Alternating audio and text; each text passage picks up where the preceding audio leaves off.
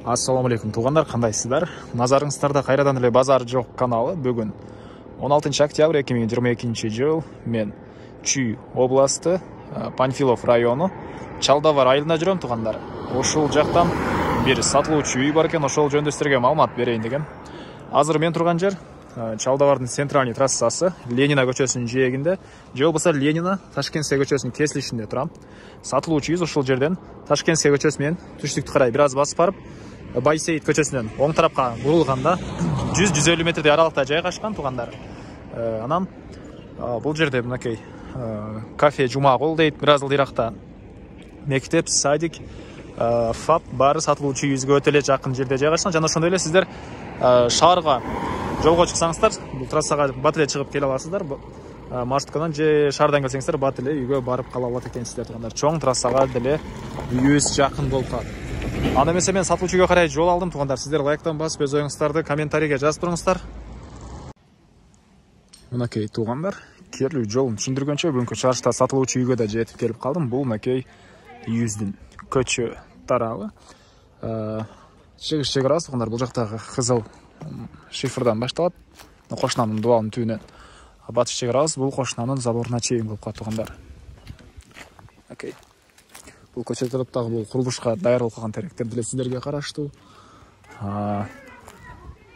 Окей. Бул жакка чейин. Жалпысынан жердин аянты 23 соток экен тугандар. Документтер боюнча техпаспорт, кызыл китеп баары бар.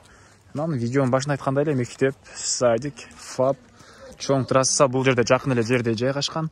Балдарыңыздар жөө кенен барып келе алат. Жана ошондой эле шаардан келсеңиздер да чыгып эле 5 мүнөттө үйгө түз маршрутканы түшүп эле келе аласыздар тугандар. Анан тегеректе полия деле көп тугандар. Кааласаңыздар полия менен иштесеңиздер болот, кааласаңыздар мал баксаңыздар деле мал бакканга деле өтө эле ыңгайлуу жерде тугандар. Падача деле бар экен. Мал баккандар кааласаңыздар мал алып келип кошсоңуздар деле болот падачага. Кааласаңыздар өзүңүздөр деле баксаңыздар болот тугандар. Мынакей бул үйүбүздүн көчө тараптан көрүнүшү. Көрүп турганыңыздардай ворот орнотулган жана көрүп турганыңыздардай бул жакта үйүбүз узун турасы 12ге 7, стенасы бышпаган кирпич тугандар.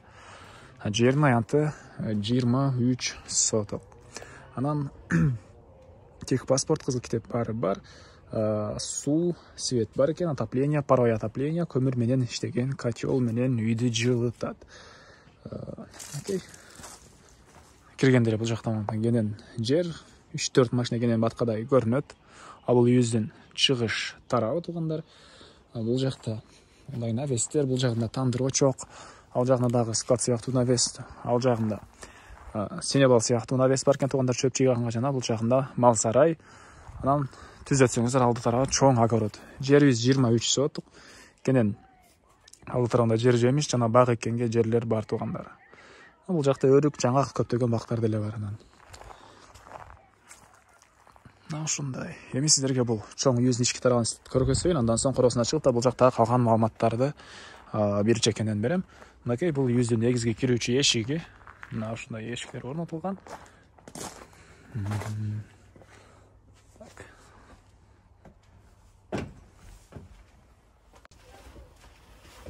Так, бул үйүбүздүн кире бериши тугандар, прихожка. Көрүп турганыңыздай, түндүк тараптан жана чыгыш тараптан мындай терезелер орнотулган, полдор жыгачтан болгон пол. Анан кирип эле оң тарапка кайрылсаңыздар, бул жакта отоплениянын котелу жайгашкан бөлмө тугандар. Окей. Ички тараптан раковина орнотулуп, суу чыгарылыптыр. Бул жакта отоплениянын котелу жайгашкан тугандар. Бир аз лампочка жакшы иштеп атыптыр. Анан түзүлөсө бул жакта душ, ванна, суус арестон менен жылыйт тугандар. Дубалдар көрүп турганыңыздардай кафель, потолок пластик, пол деле кафель экен тугандар. Мынакей. Суус арестон менен жылыйт. Андан ары бул жактагы бөлмөгө раковина орнотулуп, суу чыгарылган тугандар. Андан ары кайра эле кире беришке чыгып түзөтсөк, бул жакта бир мындай чоң бөлмө. Полу жыгачтан болгон пол, чыгыш тараптан терезелер орнотулган тугандар. Отоплениянын батареялары ар бир бөлмөдө бар. Кышкысын жылуу дейт үй ээси үйлөрдүн ички тараптарына. Анан ушул жерден түзөтсөк, бул жакта дагы бир мындай чоң бөлмө. Түштүк тараптан жана чыгыш тараптан терезелер орнотулган. Отопление батареялары бар. кышкысы жылуу жана ошондой эле ушул жерден оң тарапка кайрылсак дагы бир мондай балдар бөлмөсү жайгашыптыр. Холодильник, анан мондай шкафтар, мебелдер баары калат туугандар.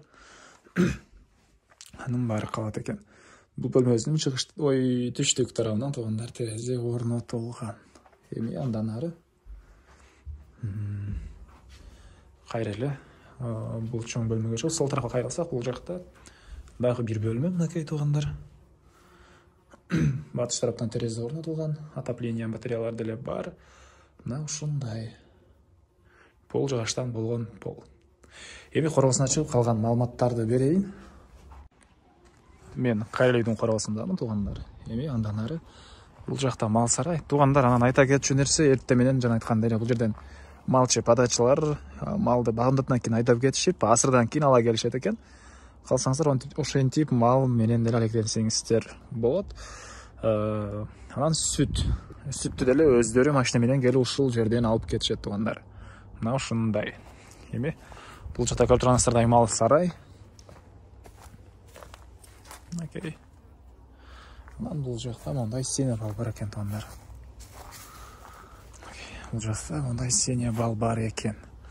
Акыркы учурда бул жакта комментарийде эмне эле акыркы учурда чылдырып атасың деген комментарийлер келип атат. Өзүм да билбейм туугандар, бир аз акыркы учурда адашуулар көп болуп атат сөздө. Бирок аларды мен үзүп, монтаждап кескенге убакыт жок. Ошол бойдо эле калтырып коюп жаттым. Эми чыгыш тараптагы чек-арабыз бул Зымторго чейин, батыш тараптагы чек-ара бул могу чоң баракка чейин жана түндүк тарап чек-арабыз туугандар. Ылдыйдагы көрүп турган чоң бактарыңыздарга чейин болуп калат. Негизинен кызыл китеп бар, келсеңиздер 23 сотук жердин чек-араларын силерге көргөзүп тактап берет үй ээси. Капталдарына слива, жаңгак жана башка көптөгөн бактар бар туугандар. Азыркы учурда жерге үй ээси жүгөрү сээп, мынакей уже жыйнап койгон учуру. Ушундай. Эмне маалымат туугандар дагы? Эмне маалымат беребиз? Айтылбаган мектептер, негизги мектептери жакын. Балдарыңыздар бат эле жөө барып келе алат. Садик, ФАП, шаар карасаңыздар маршрутка деле чыксаңыздар, бир 3 мүнөт, 5 мүнөткө жетпеген аралыкта чоң көчөгө чыгып кете бересиздер. Баасы бул үйдүн $17,000 деп атышат. Сүйлөшүү болот. Ээсинин номерин мен экранга ээси тел деп жазып коем туугандар.